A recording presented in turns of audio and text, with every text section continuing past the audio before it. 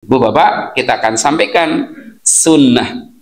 Cuman saja nanti kita akan mungkin mulai menggunakan papan tulis lagi nggih ke depannya. Kita akan sampaikan yang pertama, pengertian secara lughah. Sunnah niku napa? Oh, ini kasih tukaran dilakoni bareng takoni sunnah niku napa? Ya sunnah, sing penting sunnah. Ini penegak sunnah. Tadi orang mengatakan ini ahlu sunnah wal jamaah, penegak sunnah, pengajian sunnah, dan sebagainya. Hari ini kan banyak sekali kan orang-orang mengklaim dirinya itu sunnah. Pertanyaannya, apa itu si sunnah? Ini sunnah ya pokoknya sunnah lah. Makin ini sholat sunnah? Enggak. Apakah sunnah itu yang seperti itu? Ya, ibu bapak kaum muslimin yang dirahmati Allah subhanahu wa ta'ala, lughatan secara bahasa, sanna yasunnu sunnatan. Jadi sunnah itu, as-sunnah itu maknanya berasal dari sanna. Ya, yasunnu sunnatan. Jadi ini anak wong Arab barang gawe jenenge sunnah, sunatan. Harus ngapa? Nyunati anaknya. Kenapa kok bisa begitu? Nah ya, sepitan itu disebut jadi dulu itu sunnah. Akhirnya apa? Sunatan. Bahkan dulu di tempat saya namanya sunatan masal. Ada sunatan masal?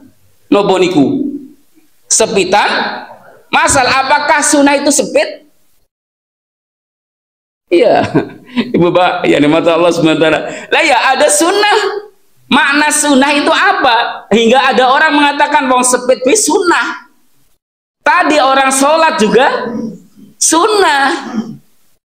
Apalagi puasa sunnah. Apakah sunnah itu puasa? Apakah sunnah itu sholat?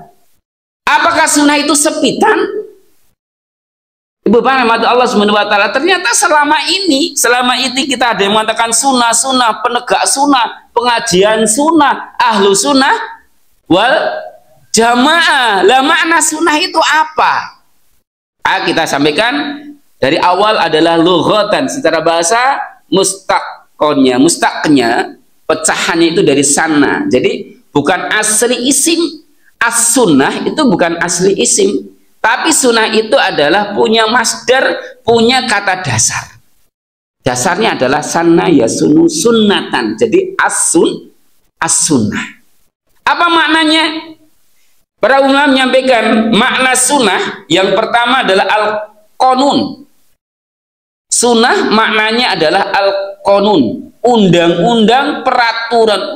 Kok minyak ini temen? Sunnah itu maknanya adalah al-qanun, undang-undang, peraturan. Itu namanya sunnah. Makna yang pertama.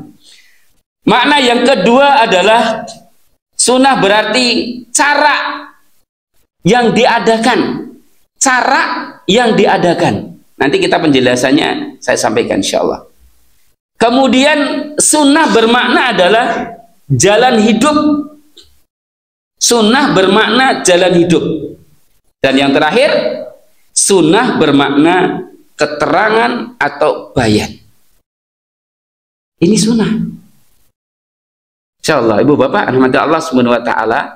Yang pertama kita akan lihat di dalam surat Al-Isra ayat 77. Makna sunnah itu bermakna undang-undang atau peraturan. Sannata man qad arsalna qablaka mir rusulina wala tajidu li sunnatina tahwilah. Insyaallah. Sunnata man qad arsalna. Kata sunnah, sunnata, ya, dan kebetulan di sebelah timur ada namanya Pak Sunnata, ya, itu berarti Pak Sunnah. Ya, Pak Sunata, Pak Sunoto berarti Pak Sunnah. Itu Sunata, Sunoto. Ternyata itu adalah Masya Allah dari bahasa Arab. Kayaknya sudah jadi bahasa Jawa. Siapa? Sunoto. Jenengnya ada Pak Sunoto nggih? Ya, Pak Sunoto itu Pak Sunnah. Pak Sunata berarti Pak sunnah. Ya, busuniyah. Wonten busuniyah? Ada busuniyah berarti bu sunnah. Iya, sunnah itu bu sunnah, masya Allah. Sunnata man qad arsalna qablaka mir rusulina. Ya, sunnah itulah sunnah, peraturan. Ya, peraturan sunnah orang yang telah kami utus sebelum engkau wahai Muhammad. Ini adalah sunnah orang-orang terdahulu, peraturan orang-orang dahulu, undang-undangnya orang-orang terdahulu. Jadi mana sunnah di dalam surat Al-Isra ayat 77 itu maknanya adalah undang-undang atau peraturan. Itu sunnah. Makna sunnah secara bahasa. Secara bahasa sunnah bermakna peraturan atau undang-undang.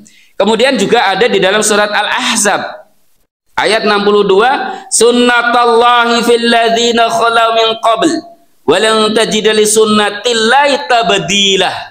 Ya, kalau tadi tahwila, ya, sunnah itu tidak akan mengalami perubahan. Sunnah undang-undang kami Al-Qur'an ini tidak pernah tahwila mengalami perubahan sama sekali.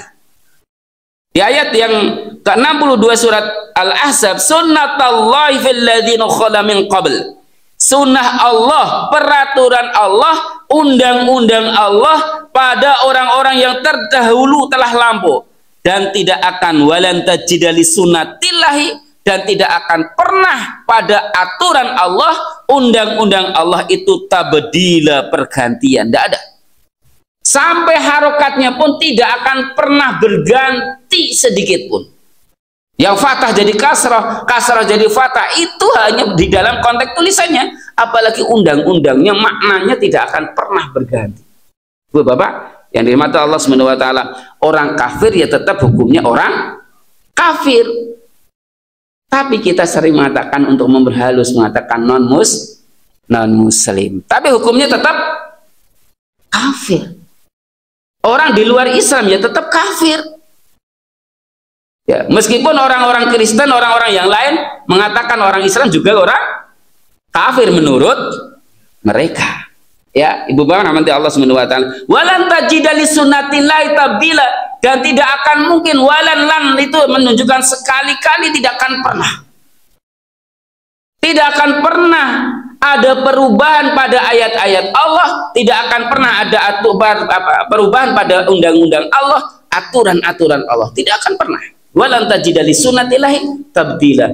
Mana sunnah di dalam surat Al-Ahzab ayat 62, makna sunnah di dalam Al-Isra ayat yang ke-77, maknanya adalah undang-undang ataupun peraturan. Insya Allah, ini yang pertama, Bu Bapak yang dirahmati Allah Subhanahu wa taala.